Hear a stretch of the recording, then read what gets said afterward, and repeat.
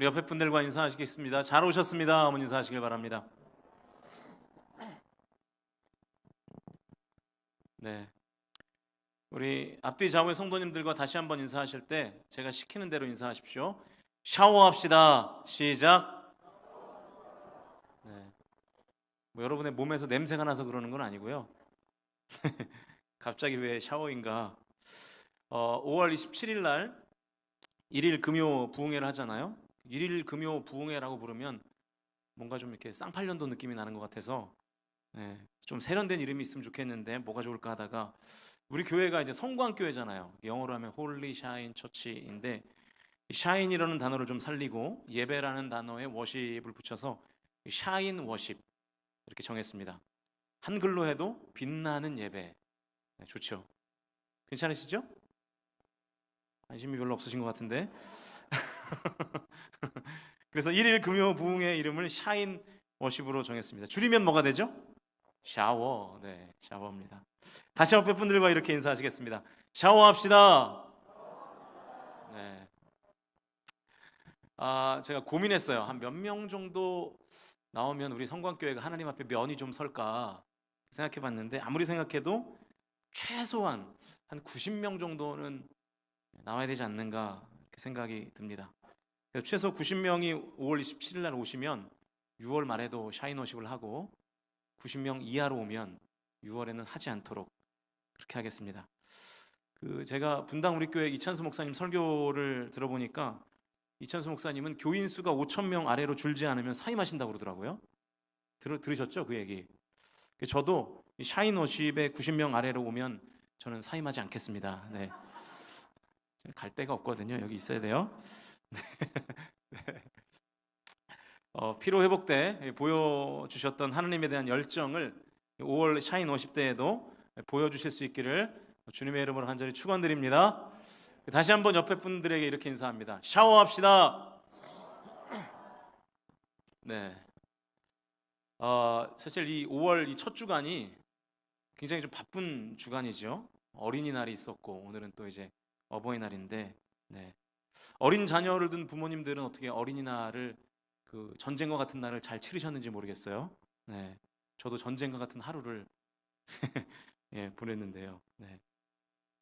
우리 젊은 부모님들은 이제 아이들한테 좀 시달리는 날이죠. 어딜 가나 사람이 많고 식당에 가도 카페에 가도 뭐 사람이 그냥 가득가득하고요. 장난감 백화점은 뭐 말할 게 없습니다. 어린이날의 장난감 백화점은 거의 뭐 부흥의 수준이거든요. 장난감을 득템한 아이들은 막 할렐루야 그러고 이제 그 장난감의 가격을 본 부모님들은 놀렐루야 그러면서 이제 탄식과 한탄의 이제 곡소리가 막 이제 나기 시작하는 거죠. 저희 가정은 개인적으로 이번에 그냥 바닷가를 가가지고 좀 싸게 잘 막았습니다. 약간의 보람이 있었는데요. 요즘은 뭐 이제 할아버지 할머니들도 이제 손주들 뭐 이렇게 용돈 줘야 되잖아요. 또 어린이날이 되면은 장난감 사줘야 되고 손주 장난감을 사줘야 와서 뽀뽀라도 한번 해주니까 이제 또 이제 그렇게 하는 거죠. 저희 가정도 보면 뭐 저희도 저인데 이 양가 이제 부모님들이 아주 그냥 돈을 대시느라고 허리가 휘시더라고요. 오늘은 또 무슨 날입니까? 네, 어버이날이잖아요. 물론 우리 부모님들은 좀 애들과는 다르죠. 부모님들은 전혀 욕심이 없으시기 때문에 이제 카네이션을 잘 달아드리고 감사 인사만 하면 충분하다고 생각하는 착각을 버리셔야 됩니다. 절대로 그렇지가 않습니다. 네. 우리 자녀들 그렇게 생각하시면 큰일 나요. 우리 장성한 자녀들 사단이 납니다. 호적에 파이는 수가 있어요. 그러다가 절대로 그냥 넘어가시면 안 되고요. 우리 부모님들은 뭐 다른 거 안 바라시죠. 그냥 뭐니 해도 그냥 머니가 최고죠. 네. 뭐 괜히 뭐 편지 이런 거 쓸 생각하지 마세요. 그냥 계좌 이체로 그냥 쏴드리면 그게 최고입니다. 농담이고요. 부모님들은 그러실 리가 없죠. 자식들이 다 어렵게 사는 거 잘 아니까요. 그냥 이 카네이션 꽃만 정성스럽게 준비해드리면 아마도 부모님들은 다 흡족해 하실 거예요. 꽃을 이렇게만 만드시면 될 것 같아요. 사진 하나 보여주시면 뭐 저 정도만 만들면 네. 뭐 얼마인지는 제가 잘 모르겠는데 저 정도 만드시면 되죠. 뭐. 네. 이렇게 정성껏 꽃만 만들면 부모님들이 아무 말도 하지 않으실 겁니다. 네. 굉장히 좋아하시네요. 근데 사진만 봐도 그렇게 은혜로우신가 봐요. 네, 우리 장성한 자녀들 잘 참고하십시오. 오늘이 이제 마침 어버이날인데 예배 후에 우리 성인 자녀이신 성도님들은 부모님과 좀 좋은 시간을 보내시고요. 감사를 전하는 시간이 되시길 바랍니다. 그래서 오늘 설교도 조금 일찍 마치겠습니다. 혹시 안 믿으시네요? 네, 거짓말입니다. 자식들이 또 멀리 계신 분들이 계실 거예요. 예배가 끝나면 이 설교 앞부분을 자식들에게 다 보내십시오. 다 보내셔서 내가 저런 꽃을 받고 싶다고 네, 그렇게 꼭 보내셔서 이렇게 위로를 통장으로 위로를 받으시기를 바랍니다. 우리 그래도 좀 아쉬우니까요. 우리 어버이들이 이 자리에도 많이 계시는데 우리 어버이들을 향해서 진심을 담아 감사와 존경의 박수를 한번 우리 치고 설교를 듣도록 하겠습니다. 낳아주시고 길러주셔서 진심으로 감사드립니다. 이제 하나님 말씀을 전하겠습니다. 오늘은 기대하며 기대라라는 제목으로 말씀을 나누겠습니다. 이 기대라는 것은 사실은 감정이죠. 이 감정은 대단한 힘을 가지고 있습니다. 한 사람에 대한 혹은 어떤 일에 대한 기대감을 드러내는 것 자체가 이 변화의 동력이 될 수 있죠. 그래서 심리학에서는 이것을 피그말리온 효과 혹은 로젠탈 효과 이렇게 부릅니다. 하버드 대학의 심리학 교수인 로버트 로젠탈이라는 그 사람이 1968년 샌프란시스코의 한 초등학교 학생을 대상으로 한 실험을 합니다. 먼저 전교인의 지능 지수를 쟀어요. IQ를 쟀어요. 그 후에 그 결과와는 관계없이 무작위로 학생들 중에 20%를 뽑아서 담임 선생님을 정하고 그 선생님에게 이 아이들은 특별히 IQ가 높아서 학업 성취도 향상 가능성이 매우 높을 것이라는 기대감을 심어줘요. IQ를 전혀 고려하지 않고 선택한 아이들을 똑똑한 아이들이라고 속인 것입니다. 8개월 후에 다시 지능 검사를 해봤더니 이 20%에 선발된 학생들은 실험 전 IQ와 상관없이 다른 학생들보다 월등히 높아졌다라는 것입니다. 로젠탈 교수는 또 하나의 흥미있는 실험을 했는데 선생님이 어떤 학생에 대해서 평가하는 화면을 이제 학생에게 보여줍니다. 그런데 소리는 제거하고 그러니까 이제 화면만 보여준 거예요. 그렇게 이제 화면으로는 막 이제 아이들에 대한 평가를 하는 선생님의 모습이 나오는데 소리는 안 들리는 거죠. 그러나 불과 10초도 지나지 않아서 학생들은 화면 안에 선생님이 그 학생을 긍정적으로 평가하는지 부정적으로 평가하는지를 10초 만에 다 알게 되더라는 거예요. 여러분 이 두 실험을 종합해 보면 이렇습니다. 학생에 대해서 긍정적인 편견, 다른 말로 하면 기대감을 갖고 있는 선생님들은 좀 더 아이들을 열정적으로 가르칠 뿐더러 말 한마디, 얼굴 표정 하나하나에 이 아이에게 긍정의 마음을, 기대하는 마음을 다 담는 것이죠. 또 본능적으로 이 학생들은 선생님이 자기 자신을 좋게 보고 있다는 것을 알게 되면 그 기대에 부응하기 위해서 더 열심히 한다는 거예요. 여러분 우리 교회 청년들을 많이 격려를 해주셔야 됩니다. 많이 네, 많이 격려를 해주면 그 아이들이, 우리 청년들이, 우리 청소년들이, 우리 아이들이 그 부모 세대의 격려를 받고 더 열심히 주님을 섬기게 될 줄로 믿습니다. 이렇게 선생님의 기대감이 이 학생들의 향상을 가져다 주는 힘이 되는 것이죠. 반대의 경우도 마찬가지입니다. 학생들에게 기대감을 주지 않거나 부정적 기대감을 주면 역시 학생들이 그 부정적 기대감에 부응하게 되어 있는 거예요. 그만큼 이 기대감의 영향력이 얼마나 큰지를 우리가 알 수 있는 것이죠. 여러분은 지금 가장 기대하는 것이 뭡니까? 또 가장 기대하고 있는 대상은 누군가요? 아마도 이 가장 기대하는 대상을 꼽으라 그러면 자녀들일 거예요. 내 자녀들이 잘 되기를 바라고 기대하죠. 내 바람과 기대대로 자녀들이 잘 자라주기를 바라실 겁니다. 또 남편은 아내에게, 또 아내는 남편에게 어떤 기대감을 가질 수 있겠죠. 여러분도 이 아내와 남편에게 기대감을 갖고 계시죠? 벌써 다 포기하셨군요. 네. 제가 전에 사역했던 교회에서 한 젊은 집사님 부부의 생일날 있었던 이야기를 들은 적이 있습니다. 이제 아내 집사님의 생일이 다가오고 있는데 생일이 다가오고 있으니까 이 아내 집사님이 뭘 기대할까요? 네, 생일 선물을 기대하겠죠. 남편이 나에게 어떤 선물을 사올까 궁금한 거예요. 그리고 아마 나름 거창한 기대를 했을 겁니다. 목걸이를 사줄까? 뭐 귀걸이를 사줄까? 명품 백을 하나 선물해 줄까? 아니면 그냥 카드를 줘서 마음껏 긁으라고 할까? 뭐 이런 기대감을 갖고 있었던 거죠. 여러분, 남편들이 착각하는 게 있는데요. 아내들은 남편들에게 큰 것을 요구하지 않습니다. 아내들은 주로 이렇게 작고 사소한 것들을 바라죠. 그죠, 아내분들? 네, 대답을 안 하시네요. 주로 아내가 원하는 것은 뭐 따뜻한 말 한마디 뭐 이런 거잖아요. 그죠? 네. 우리 아내가 저를 그걸 알면서 그러냐라는 표정으로 보고 있는 것 같은데, 아무튼 그렇잖아요. 이 따뜻한 말 한마디 해주는 거. 아내들은 항상 이렇게 작고 사소한 것을 챙겨줄 때 감동을 받는 것 같습니다. 뭐 뜬금없이 뭐 꽃 한 송이를 준다든가, 뭐 오다 주웠어 이러면서 이렇게 하나 주고, 뭐 그런 거 있지 않습니까? 그 생일 때도 마찬가지예요. 여러분, 아내분들한테 뭐 크고 막 거창한 거 그런 거 줄 필요 없습니다. 작은 거면 충분하죠. 작은 거 뭡니까? 뭐 다이어 1캐럿짜리 뭐 이런 거 작잖아요. 이런 거 작은 거 제가 찾아보니까 한 800에서 1000만 원 정도 하던데, 이런 거 작은 거 주면 아내들은 뭐 밥상이 바뀌기 이제 시작하는 거죠. 아무튼 이 집사님 부부의 이야기로 다시 돌아가면, 생일이 되었고 아내가 내심 남편의 선물을 기대하고 있는데, 퇴근하고 돌아온 이제 남편이 아내에게 생일 선물을 줬는데 뭘 줬을까요? 유명한 화가의 그림을 준 거예요. 유명한 화가의 그림, 우리 이명재 집사님의 그림 같은 유명한 화가의 이제 명품 그림을 사서 선물을 했겠죠.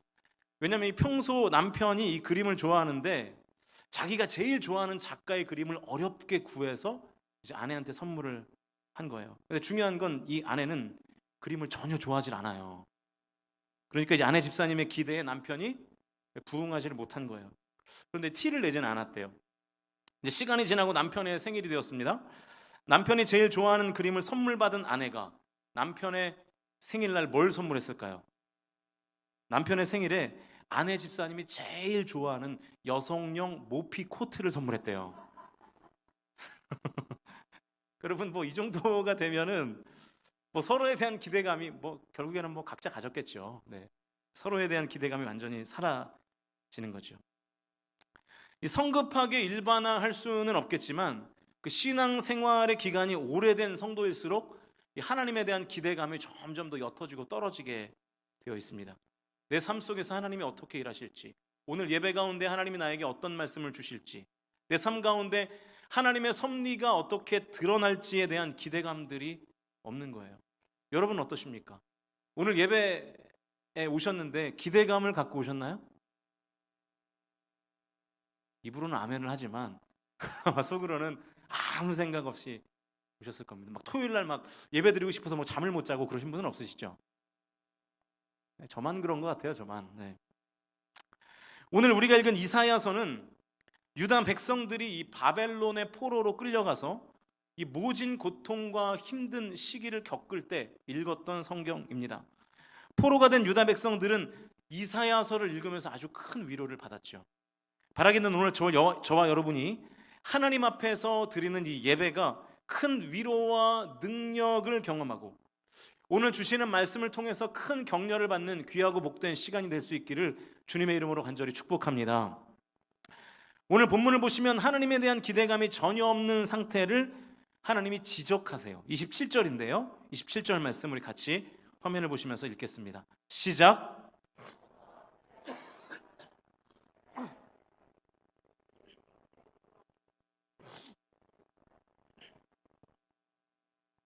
자, 조금 말이 어려운데요. 이 27절을 유진 피터슨의 메시지 성경은 이렇게 번역하고 있습니다. 화면으로 한번 보세요. 오 야곱아, 왜 불평하느냐? 이스라엘아, 왜 투덜대느냐? 어찌하여 하나님이 나를 잊으셨다, 내게 무슨 일이 있는지 관심이 없으시다고 말하느냐? 그러니까 하나님이 나를 잊으셨고 나에게 전혀 관심이 없다고 말하면서 지금 유다 백성들이 하나님을 향해서 투덜대고 불평하고 있는 것입니다. 그러니까 지금 유다 백성들은 하나님이 나를 잊어버렸고 나에게 관심이 없기 때문에 나도 하나님에 대한 기대감을 갖지 않는다라는 거예요. 하나님의 역사, 하나님의 능력과 은혜를 이제는 더 이상 기대하지 않겠다는 뜻입니다. 이렇게 기대감이 전혀 없는 유다 백성들에게 하나님이 어떤 해결책을 주시고 계십니까? 28절 같이 읽어보죠. 28절 시작.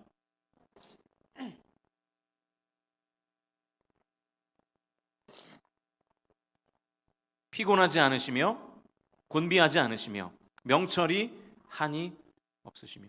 기대감이 전혀 없는 유다 백성들에게 이사야는 하나님이 어떤 분이신가를 지금 다시 설명해 줍니다.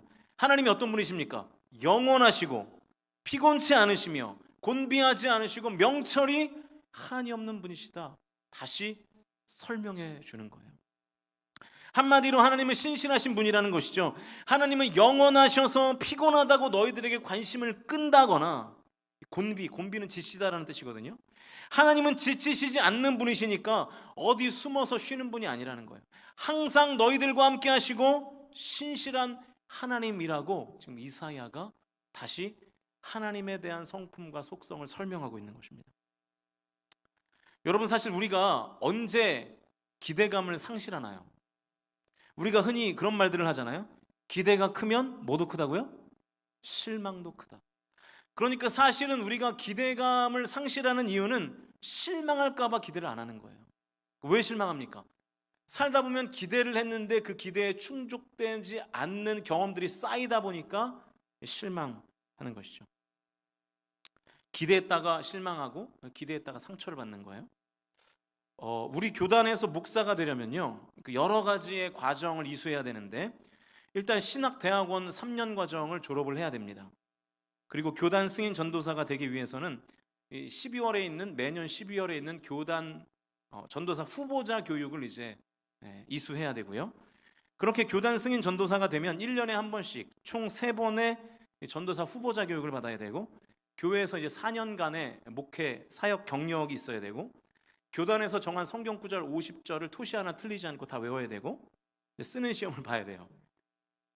그리고 총 7과목의 목사고시를 이제 패스해야 되는데요. 구약, 신약, 성경, 설교, 성결교회 신학, 교육 목회, 이런 등등의 시험에 합격해야 되는 거예요. 지금 우리 두 전사님이 그 과정을 아주 성실하게 잘 밟고 있어요. 제가 예전에 목사고시를 칠 때 일인데요. 이 교단에서 발행한 목사고시 예제집이 있습니다. 이 정도 두께가 되는 목사고시 예제집이 있는데, 그 책을 요약해서 이제 그 프린트물로 이제 만들었어요. 그래서 그걸 가지고 공부를 했는데, 이제 워낙 책이 두꺼우니까 요약된 이 페이퍼도 페이지 수가 엄청 많아요. 한 100페이지 이상이 되는 거예요. 워낙 범위가 넓으니까요. 당시에 시험 시작 시간이 2시였는데 30분 전에, 1시 반이죠. 예전에 같이 사역했던 전도사님이 갑자기 자료를 저에게 하나 주는 거예요. 3장짜리 인쇄 자료를 저에게 건네면서 하는 말이, 출제위원이 서울신대 한 강의에서 예상 문제를 찍어줬다는 거예요. 저는 이제 졸업한 상태였고, 찍어준 문제를 프린트한 그 자료를 저한테 넘겨준 겁니다. 3페이지짜리. 거의 성령이 임한 것과 맞먹는 기쁨이 저에게 그때부터 이제 찾아오기 시작한 거죠. 제가 그 자료를 받고 얼마나 흥분이 했겠습니까? 이 3페이지만 이거 잘 외우면 시험 패스할 수 있겠다. 얼마나 기대를 했겠어요. 게다가 누가 찍어준 문제라고요? 출제위원이 찍어준 문제라는 거예요. 제가 기대감에 부풀어서 남은 이 30분 동안 열을 내면서 부랴부랴 막 달달달 다 이제 외우고 시험장에 딱 들어갔어요. 한 문제도 안 나왔어요. 한 문제도. 얼마나 실망이 되든지.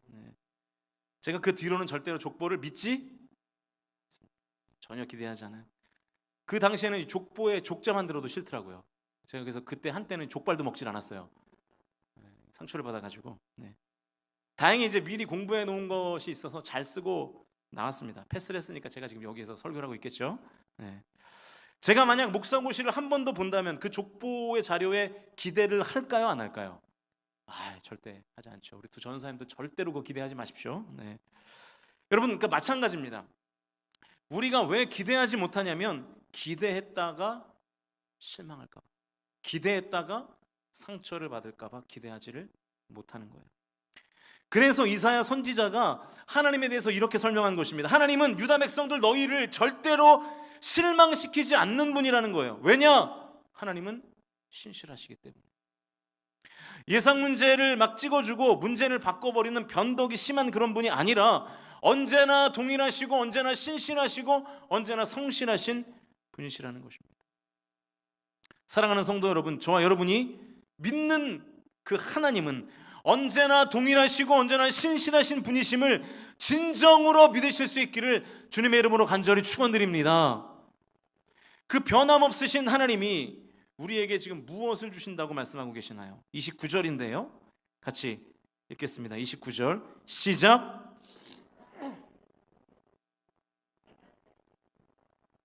자, 신실하신 하나님께서 피곤한 자에게 뭘 주신다고요? 능력을 주신다. 그리고 무능한 자에게는 힘을 주신다는 거예요. 여러분, 사실 우리네 삶이 이렇게 호락호락하지가 않죠. 어려움이 있고 지치고 주저앉고 싶고 도망가고 싶을 때가 너무 많지 않습니까? 30절이 바로 그 얘기입니다. 30절 같이 읽어볼까요? 시작. 소년이라도 피곤하며 곤비하며 장정이라도 넘어지며 쓰러지되. 여러분, 이게 현대인의 삶 아니에요? 요즘은 뭐 남녀노소 다 이제 불구하고 모든 사람이 이 피로 사회를 살고 있죠. 피곤하고 지치는 삶을 살고 수도 없이 넘어지고 쓰러질 것만 같은 상황을 만나지 않습니까? 요즘 우리 아들이 손교원에 갔다 오면 저에게 항상 이런 질문을 해요. 아빠 피곤해? 왜 그런 질문을 하는지 모르겠는데, 그래서 피곤하면 피곤해 라고 얘기하고 안 피곤하면 아니 괜찮아 이렇게 말하는데, 제가 아니 괜찮아 그랬더니 아들이 한 달은 저에게 그러더라고요. 아, 아빠 괜찮구나, 나는 피곤해 그러더라고요. 5살도 피곤한 시대가 요즘 우리가 사는 시대입니다. 여러분 지금 힘드시죠? 많이 지치시고 많이 답답하시고 도무지 어떻게 해야 될지 모르겠는 그런 시간들을 보내고 계시지 않습니까? 이럴 때 하나님을 믿는 우리가 해야 될 것이 딱 한 가지가 있는 거예요. 31절인데요. 31절 말씀 같이 화면을 보시면서 읽습니다. 시작. 오직 여호와를 앙망하는 자는 새 힘을 얻으리니 독수리가 날개치며 올라감 같을 것이요 다른 박질하여도 곤비하지 아니하겠고 걸어가도 피곤하지 아니하리로다. 30절에서는 다 피곤하다, 곤비하다, 지치고 넘어진다 이런 내용들이 기록되어 있는데 31절을 보니까 갑자기 상황이 반전되는 거예요. 30절에서는 피곤하며 곤비하고 넘어지고 쓰러진다 그랬는데 31절에서는 새 힘을 얻는다, 독수리가 날개치며 올라가는 것처럼 일어나게 될 것이고 뛰어도 지치지 않고 걸어도 피곤하지 않게 될 것이다 라고 말씀하고 있는 것입니다. 여러분, 제가 지금 31절에서 언급하지 않은 부분이 딱 한 부분이 있어요. 그게 뭡니까? 여호와를 앙망하는 자라는 표현이에요. 피곤한 사람이 피곤하지 않게 되는 것, 곤비한 사람이 곤비치 않게 되는 유일한 이유는 여호와를 앙망하는 것인 줄로 믿으실 수 있기를 주님의 이름으로 축원드립니다. 이 반전의 역사를 저와 여러분의 삶에서 경험하려면 오직 여호와를 앙망해야 된다는 것. 오직 여호와를 앙망하는 사람은 나를 피곤케 하거나 나를 지치지 않게 하시고 새 힘을 주시는 하나님의 능력과 그리고 은혜를 경험하게 된다는 것입니다. 그러니까 여러분, 이런 뜻이에요. 하나님께서 이사야를 통해서 말씀하시기를 하나님이 능력이 없어서 지금 너희들이 포로로 사는 것이 아니라 너희들이 하나님을 앙망하지 않았기 때문에, 다른 말로 하면 하나님을 기대하지 않았기 때문에 포로가 된 것이다. 이렇게 지금 말씀하고 있는 것이죠. 하나님은 전능하시고 신실하신 분이기 때문에 절대로 기대를 저버리지 않으시는데 이스라엘 백성들은 기대하면 실망할까 봐 하나님을 아예 기대조차 하지 않은 거예요. 하나님을 바라지 않는 거예요. 그래서 주변의 열강들의 포로가 됐다는 것입니다. 이스라엘의 역사를 보면 언제나 같은 패턴이 반복되죠. 주변의 열강들이 강해서 남유다와 북이스라엘이 멸망한 것이 아닙니다. 아수르, 페르시아, 바벨론과 같은 나라들이 강력해서 이스라엘을 포로 삼은 게 아니에요. 남유다도 그렇고 북이스라엘도 그렇고 이스라엘 전체가 멸망한 이유는 딱 하나였어요. 이스라엘 백성들이 하나님을 믿지 않았어요. 이스라엘 백성들이 하나님을 기대하지 않았어요. 바벨론이 강력해서 포로가 된 것이 아니라 하나님을 기대하지 않아서 포로가 된 거예요. 하나님을 기대하지 않아서 망했어요. 사랑하는 성도 여러분, 하나님의 일하심을 기대하실 수 있기를 주님의 이름으로 간절히 축원드립니다. 하나님의 역사를 기대하세요. 하나님의 도우심을 기대하십시오. 하나님의 풀어주심을 기대하세요. 하나님의 섭리를 기대하세요. 제발 바라세요. 하나님의 섭리를. 여러분, 기대 없이 신앙생활 하지 마십시오. 지금 여기에도 한 120, 30명이 앉아있는 것 같은데 이 중에는 아무런 기대 없이 예배당에 나와 앉아있는 성도들이 있어요. 분명히 있어요. 그런 어떤 성도들은 오늘 하나님께서 나에게 무슨 말씀을 하실까? 오늘 주시는 말씀을 통해서, 이 예배를 통해서 나의 삶이 어떻게 바뀔까를 기대하며 예배하는 성도도 있다고요. 오늘 이 시간도 하나님의 일하심을 기대하는 성도에게 하나님의 역사하심을 갈망하는 심령 가운데 하나님의 은혜와 자비가, 하나님의 복이 임하게 될 줄로 믿습니다. 하나님의 일하심을 기대하는 성도에게 반드시 따라오는 행동이 있는데 그게 기도입니다. 기도. 하나님을 기대하는 사람은 하나님께 기도하게 되어 있어요. 기대는 무조건 기도로 이어지게 되어 있습니다. 하나님의 일하심을 기대하지 않으니까 기도가 필요 없는 거예요. 하나님께 바라는 게 없는데 뭐하러 기도하겠습니까? 기도 안 하죠. 그러니까 지금 기도를 쉬고 있는 모든 성도는 하나님에 대한 기대가 없다고 봐도 틀리지 않아요. 그래서 이 세상의 포로로 사는 거예요. 하나님의 역사를 단 1도 경험하지 못하며 사는 거예요.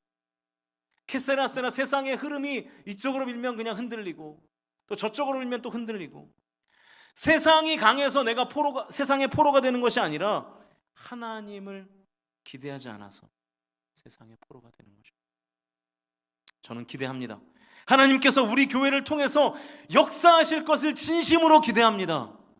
우리 교회에게 하나님께서 부흥을 주실 줄로 믿습니다. 기대하기 때문에 기도해요.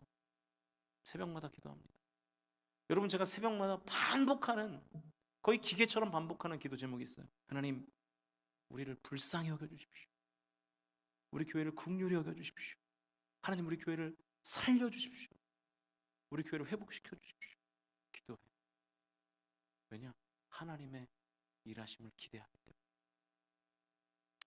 여러분, 이게 뭔지 아세요? 이거? 보이면 안 되니까. 이게 뭔지 아세요? 피로회복 집회 때 저에게 안수기도를 요청했던 13분의 기도 제목 카드예요. 13분이 사실은 자필로 다 기록을 했는데 너무 빽빽하게 기록을 하셔가지고 또 제가 못 알아보겠어요. 그래서 이거를 제가 이제 우리 김성민 목사님한테 부탁해서 좀 이렇게 짧은 문장으로 좀 정리를 해서 바인딩을 해달라 제가 부탁을 했어요. 제가 이거를 이제 받았죠. 제가 새벽마다 기도할 때 하루에 한 명씩 이 13분을 돌아가면서 기도합니다. 이걸 들고 가기가 조금 그래서 새벽 예배 올라가기 전에 제 방에서 한 사람의 기도 제목을 암기를 해요.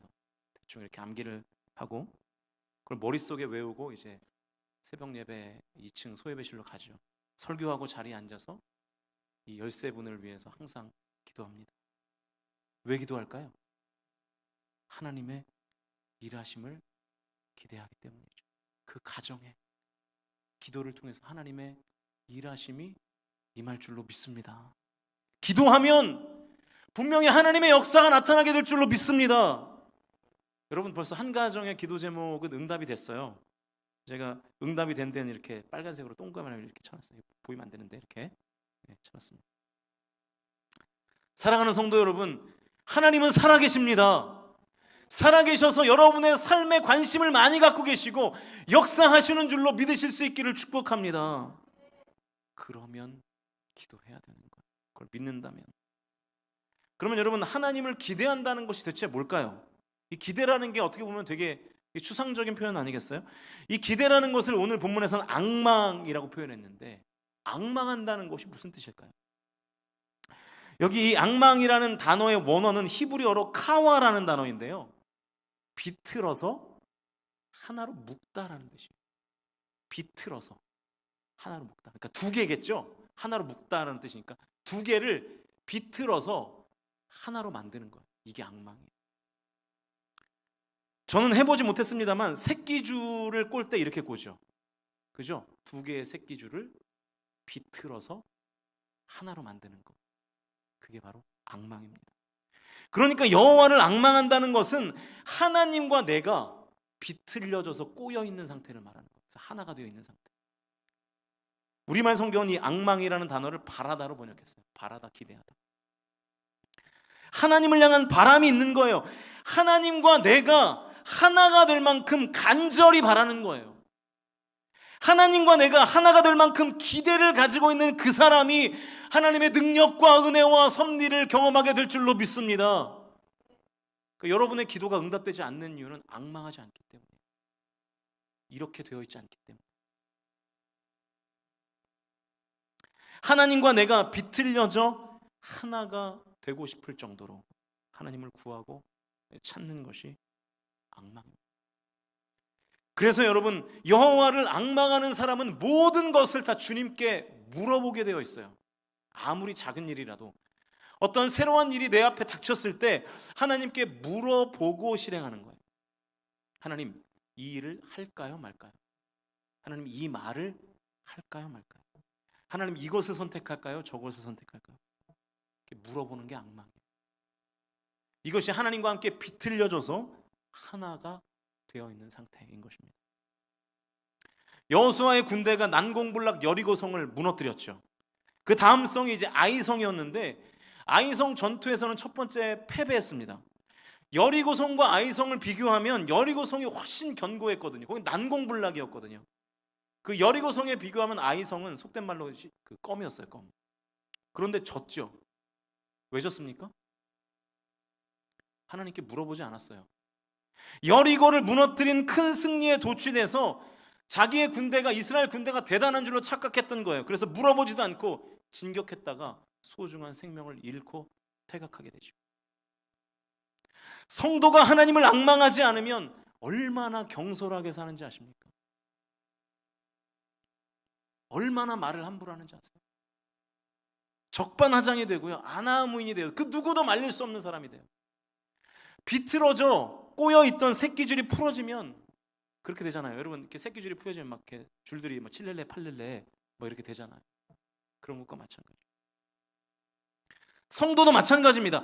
하나님과 단단하게 비틀어져 꼬여서 하나가 되어 있으면요, 여호와를 앙망하는 상태가 되면 말을 함부로 할 수 없는 거예요. 행동을 함부로 할 수 없는 거예요. 어떤 선택을 함부로 할 수 없는 거예요. 왜냐하면 꼬여져서 하나님과 하나가 되어 있기 때문에. 반면에 여호와를 앙망하지 않으면 정신을 못 차리는 거예요. 때와 장소를 가리지 않아요. 여호와를 앙망하지 않으면 영적인 꼴불견이 되는 겁니다. 그러나 여호와를 앙망하면 차분해져요. 서두르지 않습니다. 왜냐하면 하나님과 단단히 비틀려져 꼬여있기 때문입니다. 하나가 되어 있기 때문에. 혼자 마음대로 할 수가 없는 거예요. 하나님의 뜻을 묻고 또 묻고 또 묻는 것이죠. 사랑하는 성도 여러분, 여러분은 여호와를 앙망하는 성도입니까? 아닙니까? 이제 말씀을 정리하겠습니다. 시편 82편 10절을 보시면 이런 말씀이 기록되어 있어요. 화면을 보시면서 같이 읽어볼까요? 시작.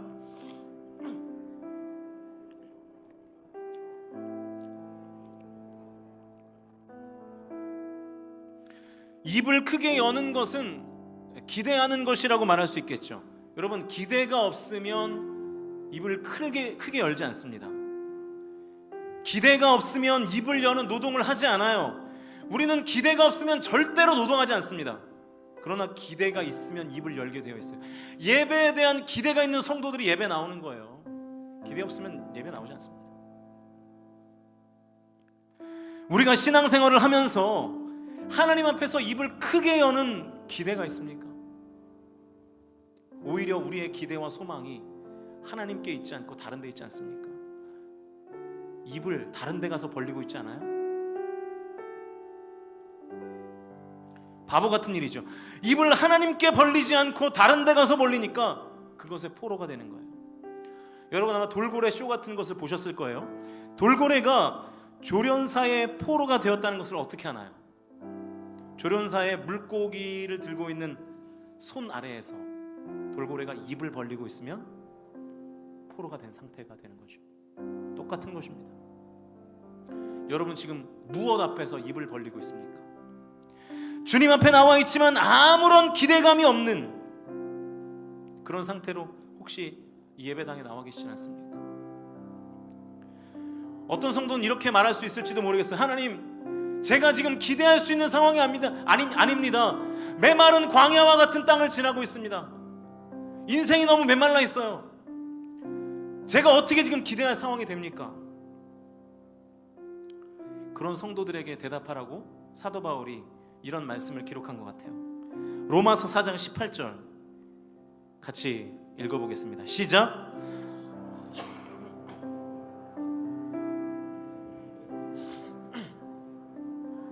많은 민족의 조상이 되게 하려 하시며. 아브라함이 어떻게 바랬다고요? 바랄 수 없는 중에, 바랄 만해서 하나님을 바란 게 아니라 바랄 수 없는 중에 하나님의 일하심을 바라면서 기대했던 거예요. 하나님의 역사를 간절히 바랬던 것입니다. 현실과 관계없이 오직 주님만을 바라고 기도했던 아브라함이 결국 하나님의 능력과 은혜를 경험하지 않았습니까? 그리고 실제로 많은 민족의 조상이 됐잖아요. 여러분, 제발 부탁드립니다. 이 자리에 영혼 없이 앉아있지 마십시오. 기왕 예배드리는 거 하나님을 기대하실 수 있기를 축복합니다. 하나님을 바라실 수 있기를 축복합니다. 하나님을 열망하고 하나님께 구하고 찾고 두드리실 수 있기를 주님의 이름으로 간절히 축원드립니다. 하나님을 기대하는 성도가 하나님께 기댈 수 있는 거예요. 저와 여러분이 하나님을 기대하심으로, 하나님께 기대서 주님을 의지하심으로 안전과 평안을 누리는 삶이 되기를 바랍니다. 여러분, 착각하지 마십시오. 세상이 하나님보다 능력이 커서 나를 포로되게 하는 것이 아닙니다. 내가 하나님을 기대하지 않았기 때문에, 내가 하나님을 바라지 않았기 때문에, 내가 하나님을 기대하지 않았기 때문에 세상이 나를 포로 삼은 거예요. 세상의 포로가 되도록 하나님이 나를 내버려 두신 거예요. 허용하신 것뿐이에요. 왜냐? 하나님을 기대하지 않았으니까요. 하나님의 일하심을 바라지 않는 거예요. 내가. 사랑하는 성도 여러분, 바라기는 저와 여러분이 큰 기대감을 가지고 입을 열 때 오직 하나님 앞에서 입을 여실 수 있기를 주님의 이름으로 간절히 축원드립니다. 상황과 환경이 아무리 어렵더라 할지라도 우리의 기대와 소망을 다른 데 두지 않고 오직 주님을 간절히 바라며 입을 크게 여실 때 채우시는 하나님의 능력과 역사와 은혜를 경험하게 될 줄로 믿습니다.